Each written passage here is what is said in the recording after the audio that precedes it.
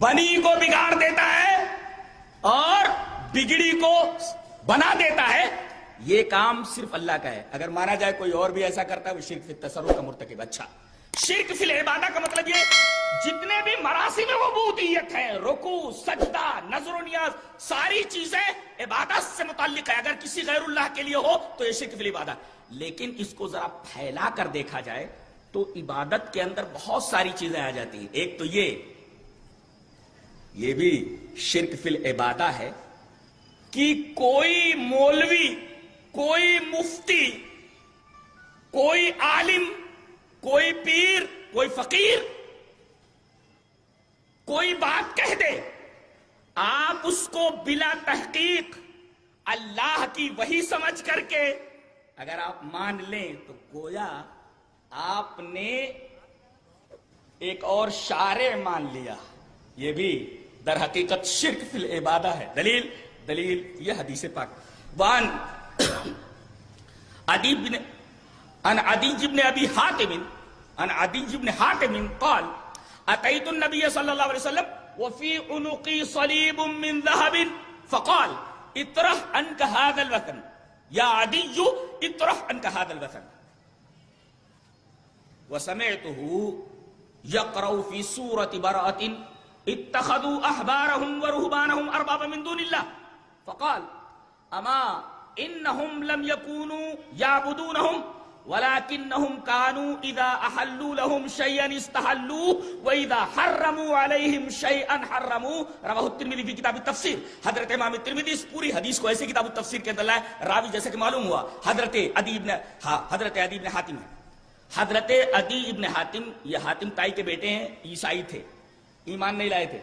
یہ نبی کریم صلی اللہ علیہ وسلم کی خدمت میں آیا، کہتے ہیں کہ میں آیا اتیت النبی صلی اللہ علیہ وسلم، میں نبی کریم صلی اللہ علیہ وسلم کی خدمت میں آیا، وفی عنقی صلیب من ذہب، اور میرے گلے میں سونے کی سلیب تھی، cross made of gold, cross تھا، کراس جو عیسائی لوگ متبرک مانتے، مقدس مانتے، اور ان کا عقیدہ یہ ہے کہ اسی طریقے کے سلیب کے اوپر، اسی کراس پر حضرت عیسیٰ علیہ السلام کو سلیب دی گئی، جبکہ ہمارا عقیدہ یہ ہے کہ حضرت عیسیٰ علیہ السلام کو آسمان پر اٹھا لیا گیا ہے، وہ قرب قیامت میں تشریف لائیں گے، ابھی مرے نہیں ہیں وہ، اور وہ آسمان میں ہیں، اور نبی کریم صلی اللہ علیہ وسلم نے معراج میں ان سے ملاقات کی۔ تو میرے گلے میں سونے کا کراس تھا، جیسے میں آپ کی خدمت میں آیا آپ نے فوراً کہا یا عدی اطرح عنک ھذا الوثن، اے عدی اس بت کو اتار دے، اس بت کو اتار دے۔ میں یہ کہتا ہوں کہ سونے کی یہ جو سلیب ان کے گلے میں لٹک رہی تھی، سونے کی یہ سلیب، اس کو آپ نے بت کیوں کہا؟ بت، وثن، وہ سونے کی سلیب ہے، اگر کوئی آدمی گلے میں ڈال لے تو کیا فرق پڑتا ہے؟ کیا فرق پڑتا ہے، اس لیے کہ معاملہ صرف کراس کا نہیں ہے وہ، بلکہ اس کراس کے ساتھ جڑے ہوئے ایک عقیدے کا معاملہ ہے، کراس کا معاملہ نہیں ہے، بلکہ کراس سے جڑے ہوئے ایک عقیدے کا معاملہ ہے کہ یہ کراس اگر گلے میں لٹکا لیا جائے تو اس سے آدمی بلاؤں سے محفوظ رہتا ہے۔ دیکھیے، توکل جو اللہ پر ہونا چاہیے وہ توکل صلیب کے اوپر، پتہ یہ چلا کہ اللہ کے علاوہ اگر کوئی آدمی کسی پر توکل کرتا ہے جس کو آلسو شرک، اسے بھی شرک کہا جاتا ہے۔ اسی وجہ سے کہا گیا فَاعْبُدْهُ وَتَوَكَّلْ عَلَيْهِ، اللہ کی عبادت کر، اسی پر توکل کر۔ گویا اگر آدمی کسی اور کے اوپر توکل کر لے تو یہ شرک ہے۔ دلیل کے طور پر میں ایک حدیث پاک پیش کرتا ہوں۔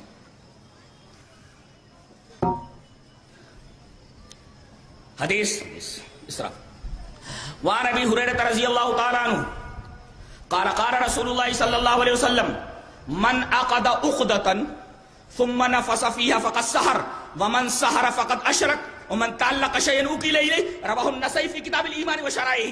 حضرت امام نسائی رحمہ اللہ اس حدیث کو نسائی شریف کے اندر کتاب الایمان کے اندر ایسے ہی لائے، راوی حضرت ابو ہریرہ ہے۔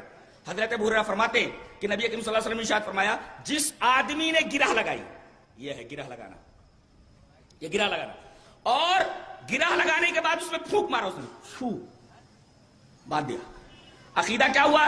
اس میں جو اس نے پھونکا ہے وہ بند ہو گیا، اب اس کو کیا کرتا ہے؟ یہاں باندھ لیتا ہے، اب اس کا توکل اسی گرہ کے اوپر آ گیا. نبی کریم صلی اللہ علیہ وسلم نے فرمایا شرک ہے یہ، اس لیے کہ جیسے وہاں صلیب کا معاملہ نہیں ہے بلکہ صلیب سے جڑے ہوئے عقیدے کا معاملہ ہے، ایسے ہی معاملہ ہے صرف گرہ کا نہیں ہے بلکہ اس گرہ سے جڑے ہوئے شرکی عقیدے کا معاملہ ہے، اسی وجہ سے اس کو شرک کہا گیا. من عقد عقدۃ ثم نفث فیہا فقد صار، گویا کہ یہ گنڈا بنانا درست نہیں ہے، جائز نہیں، شرک ہے وہ. ومن تعلق شیئا وکیل الیہ، اور جس آدمی نے جو چیز لٹکائی اللہ کے رسول نے فرمایا وہ اسی کے حوالے کر دیا جاتا ہے. اگر تو نے دھاگے کے اوپر بھروسہ کر لیا ہے، جا دھاگا تیرا کیا بنا دیتا ہے، بگاڑ لیتا ہے، تو جان. اللہ اکبر. اچھا یہ تو معاملہ رہا گنڈے کا. گنڈا ایسے بنایا جاتا ہے نا، ایسے بناتے ہو. ارے بھینسوں کے گلے میں گنڈے دیکھے ہم نے. مولی صاحب ذرا گنڈا بنا دیجئے، کہے کے لیے بولے بھینس دودھ نہیں دیتی ہے. بتائیے مسلمان کہاں سے کہاں آ گیا، مسلمان کہاں سے کہاں آ گیا.